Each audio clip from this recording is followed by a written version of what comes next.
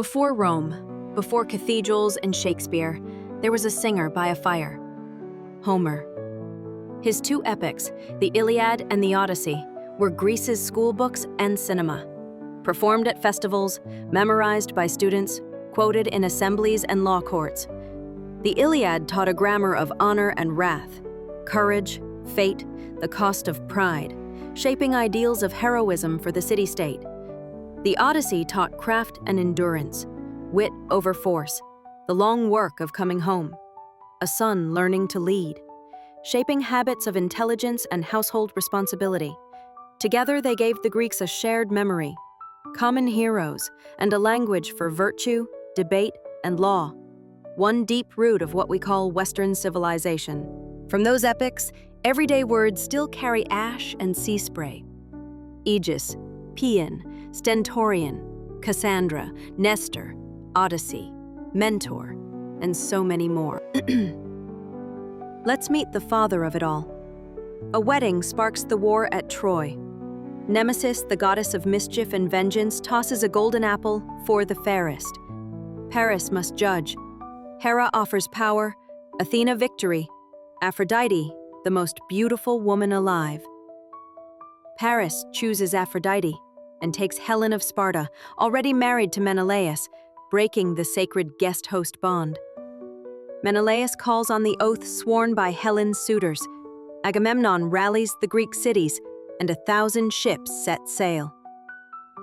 10 years grind by, Achilles and Hector, gods taking sides, until craft, not force, decides it. Night in Troy. The Greeks have left, and a wooden giant gift horse rolls through the gate, a cunning plan by the Greek king Odysseus, the smart deception that wins without brute force, because inside the horse are Greek soldiers, and Troy is about to fall. Today, it is the free plugin that smuggles ads, the pilot deal that quietly locks you in. War was special. Gods deployed their powers on either side. Favors like divine armor, another word we still use for protection. Aegis. Zeus and Athena brandish it like authority itself. Today, research happens under the aegis of a university, and programs move safely under the aegis of policy. Die a hero, and songs will be sung. Enter the paean, the praise song raised to Apollo after battle or healing. We still write paeans, whether a critic's paean to a chef or a columnist's paean to public libraries. Some orders do not need drums. Stentor's voice, said to carry like 50 men, gives us stentorian, sound that cuts through a crowd, persuasive in a stadium. In a meeting, maybe borrow a mic before you go full stentorian. Seeing clearly doesn't guarantee being heard. Cassandra, Priam's daughter, foretells disaster and is not believed. Later, tragedy fixes the curse. True visions, zero credibility. Every ignored risk memo has its Cassandra. Sometimes she's right too early. Strategy needs memory as much as courage.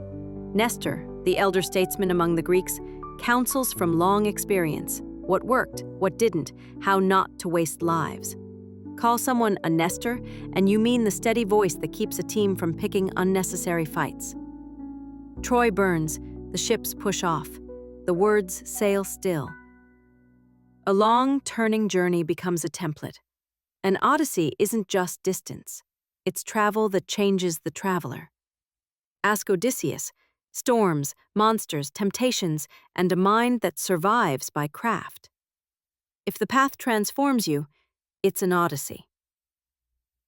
Back in Ithaca, guidance arrives in plain clothes. Athena appears as mentor to advise Telemachus. The modern mentor still means a guide who helps you see, not someone who hands over answers. On the Egyptian coast, Menelaus must seize a shapeshifter, Proteus, to wring the truth from him. From that grip, we keep protean, the ability to change form, tools, or tactics until the problem yields, useful for designers, leaders, and plans that flex without breaking. Not every beautiful sound is safe. The sirens sing with perfect pitch toward a bad end. Odysseus ties himself to the mast to hear and live. That's why we still warn against a siren song. Vanity metrics, easy money, shortcuts that sound right and end badly. Some passages punish hesitation. To one side, Scylla, the rock-dwelling man-eater. To the other, Charybdis, a swallowing whirlpool. To steer between Scylla and Charybdis is to choose the lesser hurt and get through. Fancy talk for between a rock and a hard place. A sunny shore hides a softer trap. Odysseus's men taste the lotus and forget home. A lotus eater becomes anyone happily adrift. Lovely for a Sunday, fatal for a deadline. For rest beyond striving, Homer names a field at the world's edge, the Elysian plain. Call a day Elysian and you mean untroubled, sun-warmed, the kind you wish would not end. And when taste and fragrance exceed ordinary praise, the poems reach for the gods' table, ambrosia for food and nectar for drink. Ambrosial jasmine at dusk, coffee that's pure nectar, Homer quietly seasoning breakfast.